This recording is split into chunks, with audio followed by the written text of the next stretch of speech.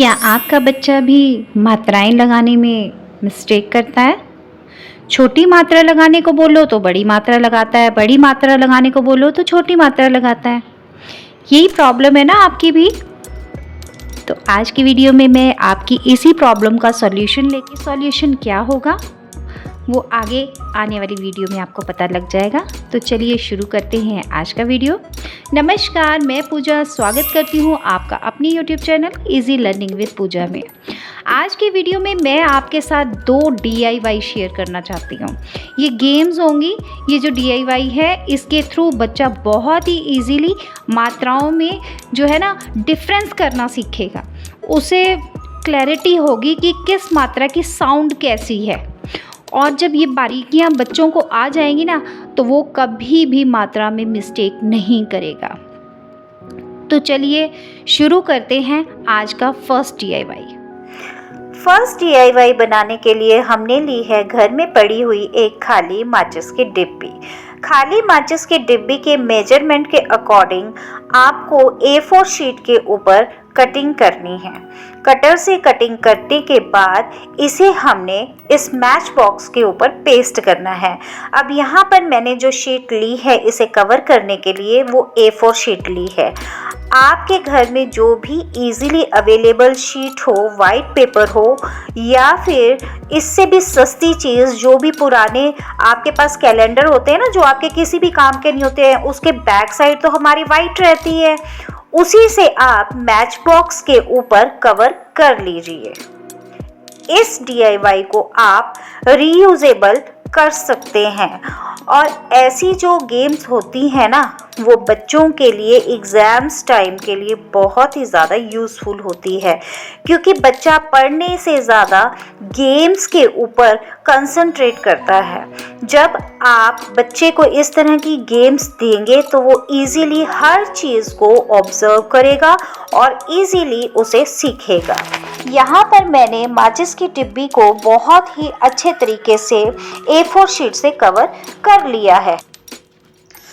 Cover करने के बाद हम इसे अच्छे तरह से सूखने देंगे।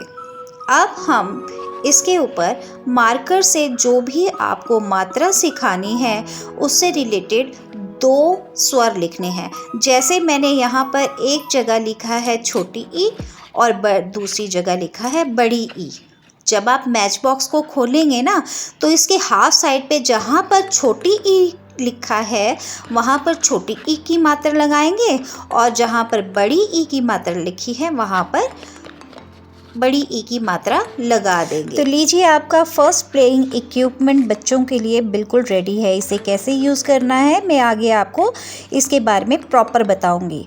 सेकेंड DIY बनाने के लिए मैंने सेम A4 शीट की कुछ लंबी लंबी स्ट्रिप्स काट ली है जो 2 सेंटीमीटर चौड़ी रहेंगी और 11 सेंटीमीटर के करीब इसकी लंबाई रहेगी। बिना स्किप किए वीडियो को देखने के बाद ही आपको इनके प्रॉपर फंक्शन का पता लगेगा।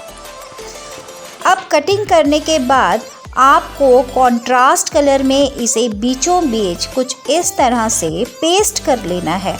लर्निंग इक्विपमेंट्स अगर आपको पसंद आ रहे हैं तो लाइक, शेयर, सब्सक्राइब करने में कंजूसी मत करना। सभी के सभी स्ट्रिप्स को कंट्रास्ट कलर में इस तरह से पेस्ट कर लीजिए। और ये जितने भी कलर्स हैं ना वो आपके बच्चों के कलर चॉइस के अकॉर्डिंग रहेंगे, तो और भी ज़्यादा बच्चों को इन गेम्स को खेलने में मज़ा आएगा। इस तरह की गेम्स क्रिएट करने में समय और मेहनत दोनों ही बहुत लगते हैं। मोटिवेशन के लिए प्लीज़ कमेंट ज़रूर करना, अपने सजेशंस भी देना। मैंने यहाँ पर 3 स्ट्रिप्स बनाई हैं। आप ज़्यादा से ज़्यादा इन्हें प्रिपेयर कीजिए। अब इन्हें कुछ इस तरह से बीचों बीच फोल्ड कीजिए। 2 फोल्ड करने हैं इन स्ट्रिप्स के, जिस तरह से आपको वीडियो में शो किया गया है उसी तरह से आपको इस गेम को क्रिएट करना है। एक्स्ट्रा पार्ट को कट कर दीजिए। एग्ज़ाम्स पीरियड में जब आप ऐसी इजी गेम्स क्रिएट करते हैं ना, बच्चों को इन्हें खेलने में भी मज़ा आता है और उनकी जो लर्निंग होती है ना वो और भी ज़्यादा पावरफुल हो जाती है। तो कोशिश कीजिए ऐसे DIYs क्रिएट करने की। सभी स्ट्रिप्स तैयार होने के बाद हमें इनके ऊपर स्वरों को लिखना है। जैसे मैंने यहाँ पर छोटा ऊ और बड़ा ऊ लिखा है। छोटे ऊ के नीचे छोटे ऊ की मात्रा और बड़े ऊ के नीचे बड़े ऊ की मात्रा लिख दी है।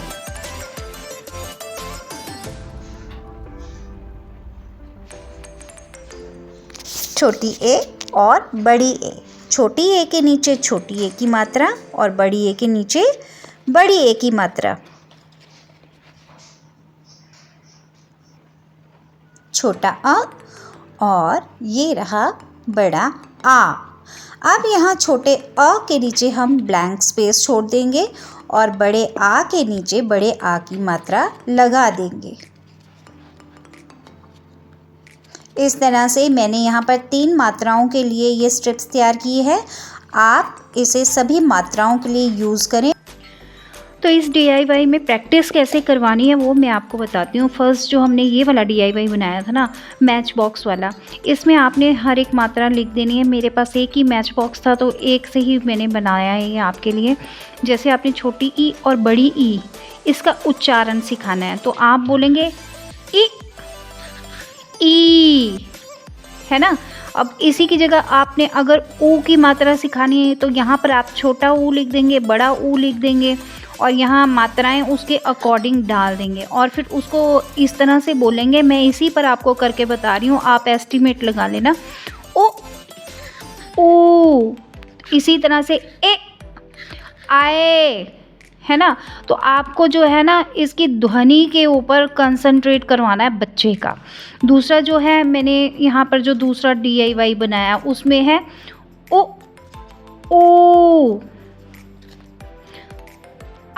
आ की कोई मात्रा नहीं होती है, लेकिन अ की जो मात्रा होती है ना वो नहीं होने के बावजूद भी हर एक व्यंजन के साथ उसकी प्रोनाउंसिएशन होती ही है। आपने संधि विच्छेद में भी ज़रूर पढ़ा होगा कि जब भी हम कोई अकेला व्यंजन जिसके साथ कोई मात्रा नहीं होती है ना, उसके साथ अ को प्रोनाउंस करते ही हैं, छोटे अ को। तो आपको प्रैक्टिस जो है ना मात्राओं की इससे करवानी है, ठीक है। तो मात्राओं की एक दिन में एक ही मात्रा करवाने के बाद आपको ये गेम क्रिएट करना है और जो मात्राएं आपने करवानी है ना पहले उसी को ही आपने इस गेम के ज़रिए जो है बच्चे को करवाना है। डेली आप प्रैक्टिस करवाएंगे, बच्चे को ध्वनि बिल्कुल क्लियर हो जाएगी। वो मात्राओं में गलती करे ऐसा हो ही नहीं सकता, लेकिन हाँ वहाँ पर गलती करने की पूरी गुंजाइश है। जब हम डिक्टेशन देते हैं ना बच्चे को, तो उसमें अगर डिक्टेशन देने वाले की ध्वनि का उच्चारण प्रॉपर ना हो तो जब आपका बच्चा जो है ना क्लास में कोई डिक्टेशन में गलती करके आता है ना, पहले तो आप खुद उसको घर में डिक्टेशन दीजिए इस चीज़ की।